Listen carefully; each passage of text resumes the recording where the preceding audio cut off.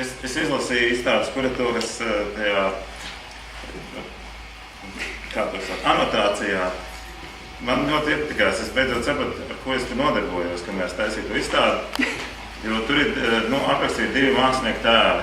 Mākslinieki ļoti rūpīgi strādā pie saviem imidžiem, daži ir rūpīgāk kā pie saviem darbiem, bet, principā tas, ka agrāk tas ir bijis tas harizmātiskā jukušā tēls, un tagad tas ir tas rafinētais intelektuālis, kas dara savu darbu. Tie 2 to dienu mākslinieks un mūsdienu mākslinieks.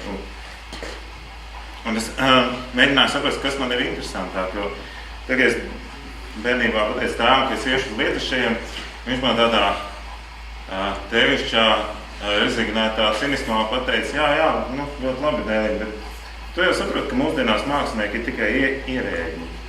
Un es nesapratu, ko viņš ar to gribēja teikt. Es vēl tagad īsti nesaprotu, kāpēc viņš uzskata mūsdienās mākslinieks par ierēģiem, bet, varbūt tas ir par to, par ko ir viss šī izstāde, kad ir tā tēla nomaiņa notikusi, un vai mākslinieki var saprasties savā starpā ar tiem pagātnes idejām un izteiktas līdzekļiem un kaut kā atrast kaut kādu kopīgu to dialogu.